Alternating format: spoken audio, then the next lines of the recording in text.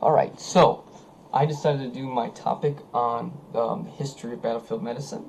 Um, and I chose this topic because not only do I think it's interesting, but I think that um, it's interesting because of its effects on all of us. And you'll see what I mean by that in a second. But um, when we talk about medicine on a battlefield, right, it's taking care of as many soldiers as you can, or wounded or casualties, so that either they can fight again or they'll continue to live. Okay, um, or maybe it doesn't even include the battle. Maybe it's disease that is not even a component of the actual battle. Maybe the conditions you're fighting in, your soldiers are dying of heat exhaustion or something like that. So it might not even be things on the battlefield, but it's taking care of soldiers, so that your success of your army is better. Okay. And you need to do that, right? If you want to win, you're going to have to do your best to try to actually innovate, to fix those problems, right? And this is where I think this is an interesting topic, is that you have war is just obviously just terrible, right? But one of the results of war is that we are pushed as humans to our limits, basically, to succeed. And it causes us, and the tragedy of that is that, sure, this, again, we have this terrible thing that we're going through, but it forces us to be our best selves in a way. And so if you have to compete, if you have to innovate, if like you'll create the best medicines, is what I'm trying to say. And so, sure, you have this terrible thing, like I'm saying, but the medicines created from it actually end up benefiting society. Now, I'm not advocating for us to go start wars so that we can get better medicines, but I'm just saying it's one of the byproducts of war. And you'll find that a lot of military treatments throughout time are cutting edge, and they ended up being used in society, for the benefit of everybody. Alright, so let's go through the history bit of it here. So we're going to start really far back, 2000 BC to about 400 BC. Again, this is a 1600 year period, so huge variation, right? 1600 years is a long time. So the level of care here varied wildly. But there's one unique component to this to this era that is very, very, I'd say specific to this era, is that there was a lot of combination between practical care. So like just noting down, people would note down, like say, hey, look, if we set up our camp in this way, let's say we set up our camp so that the soldiers rest away from the waste, right? And they're less likely to get sick. So that's an example of a practical treatment. But there's also a very high spiritual component of this era, because a lot of these cultures are very, very religious, and there's not a lot of sophistication when it comes to technology. So a lot of cultures, and specifically the Assyrians actually is one example, there was a dual role. They used their physicians, they had physician priests. They were both, right? They prayed for their soldiers to do well in combat, prayed that they wouldn't get sick or they wouldn't die in combat or they'd survive. But they'd also do practical treatments to take care of them. And again, this varied between cultures very much. But that's the general rule of this era. And not until the ancient Greeks and Romans will we see a little bit, let's say, push it a little further, especially the Greeks. And I'm sure most of you know that the Greeks, we think of them as the founders of Western reason. So they have a lot of innovations in this era, especially physicians like Hippocrates. I'm sure you guys know from this class, who not only his actual practical treatments, but his doctrines, right? Do no harm. really improved the care of soldiers on the battlefield, because those principles were taken and applied to the Greek armies, right? So again, this is a case where it's opposite I was telling you before. Now we're applying civilian knowledge from back onto the army. But the Romans were flipped, and now again, the Greeks would probably be at their peak around 400 BC to about maybe 150 BC. Now the Romans on this whole era, they rise around 400 BC, and then we see them grow and then fall around 680. So this whole time they're able to innovate, and we see with the birth of their legions, again, very professional soldiers, that they're invest a lot of money, and again, they invest in the best fighting force they can. So again, they innovate, right? And they find that there's a lot of innovations that they can make that help save lives of their soldiers. So they start doing things like creating hospitals within the military camps. They have specific soldiers trained as medics. A lot of times before, it would just be random people. Again, we saw the physician priests before, but this would be specific people who are just, it's their job to treat you. And they also have very well, their camps would be organized so that they would separate the sick, or maybe separate the waste, the part of the camp where they leave the waste, or and they would also have very good supply lines. So there'd always be supplies for the sick and stuff like that. And they recognized that taking care of their troops was a huge investment. And these principles would be used in the actual culture for taking care of their people. Again, and this is the opposite of the Greeks, right? We're using the military innovation to improve society. Now, however, past 600 AD, we get the fall of the Roman Empire, right? And we get the medieval period. So now we regress a lot, all right? So the reason we regress a lot is because the early Middle Ages, armies were very unprofessional. It was a lot of times it was just a lord, and he would call forth levies. So it'd be peasants who are called forth to fight, okay? And they're not professionals.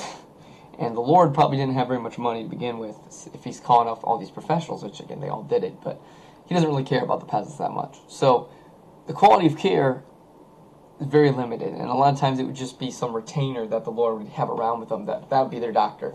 And obviously it's not enough to take care of a whole army or a whole levy, and honestly the armies weren't even that big in this period anyway. But as we move on to the late medieval period and the Renaissance, things get a lot more sophisticated because the armies become more professional, and you'd see huge improvement. And again, a lot of the innovations that the Romans had were taken back, but also with even new innovation, because again, Renaissance, we see there's a lot of new thinking, and again, we know the Renaissance is a lot of taking from those old ideas, but also invention of new ideas, so new methods of treatment, and they'd be applied only on the battlefield, but also to civilian life as well. So then we go on to 1700s, so we're talking around the scientific revolution, and again, this is a big period, a lot of stuff going on, right? This is the main thing we're talking about at 1700s, scientific revolution. So there's a lot of physicians, okay, a lot of doctors inventing new things to take care of people, and they come up with these not only new theories but new methods of treatment as well. And this reigns throughout the period. You have people like Jean-Louis Petit, who invented things like the tourniquet, forceps. There's a bunch of different physicians who came out with textbooks all about taking care of soldiers on the battlefield. And also during the Napoleonic period, people like Dominique Larrey actually invented the idea of a modern day ambulance, and he modeled it after Napoleon's the way he moved his artillery around, but he just moved basically sick soldiers around, or wounded soldiers. Again, this is the idea of war improving the care of civilians, in the end after all is said and done. And again, these treatments were good and all, but they're nothing compared to what modern care was actually like. But it was still a lot better than before. Now, okay, so we get through all this time, get through the 1700s, 1800s, alright, so again, slow incremental progress, but the scientific revolution really helping it along at the very least. But by World War I, I mean, things had really changed. This is where we start to think of like modern times. And a lot of the armies had realized that it was extremely important to have practicing actual physicians on a battlefield. And especially because of the conditions of World War I were so bad, right? Like, think about it, like months in a trench, a muddy trench where it's raining constantly and you're sitting in there and the conditions are terrible. I mean, you need people who are going to actually be able to take care of you if you want to have any kind of casualties throughout, right? And we really see here a lot of improvement that we hadn't before.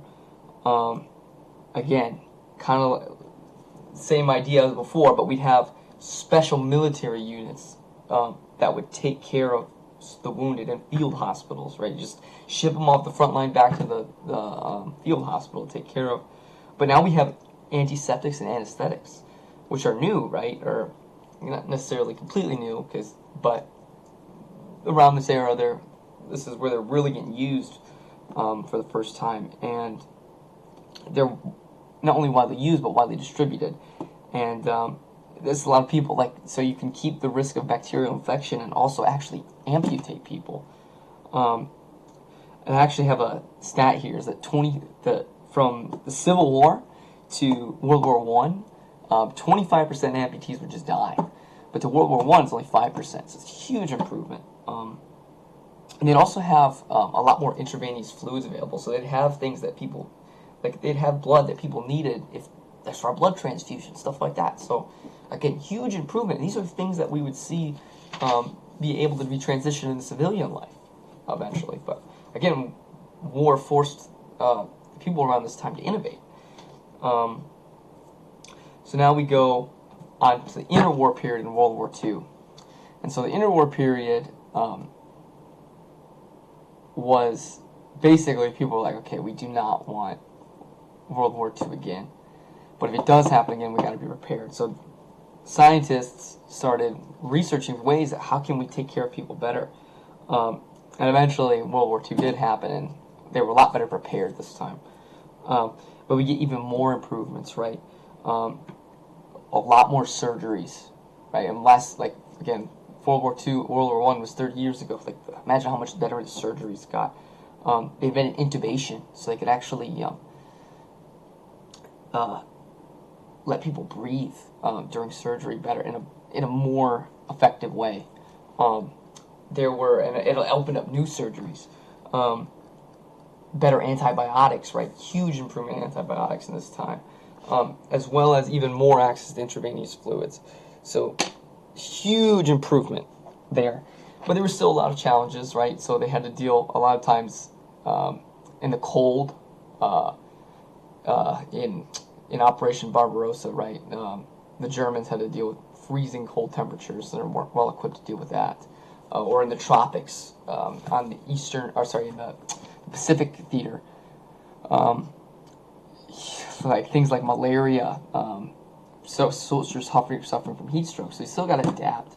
And eventually this stuff would play out in the Korean War, and it would slowly improve over time. But again, these things that we learned improved the level of care overall.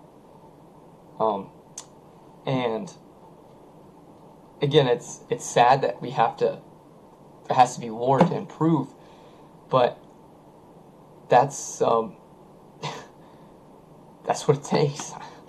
And again, it's sad to say it, but at least it's one benefit. And again, over the past 80 years, it's gotten even better, right? Because science has just exploded. Our knowledge of biology, chemistry has just improved substantially, and it's allowed us to make better treatments than ever. And like, and it's a cool irony to me that even though the weapons we use are more powerful than ever, most wounded soldiers make it out alive, like 90 something percent. And that's just cool to me. So again, we made it really far, and again, those innovations have improved our society as a whole when it comes to medicine. And again, so this is the source I used. This guy, Charles Van Wey, his piece on war and trauma, part 1 and 2, pretty much is all the data that I used here. And that's it for me. All right.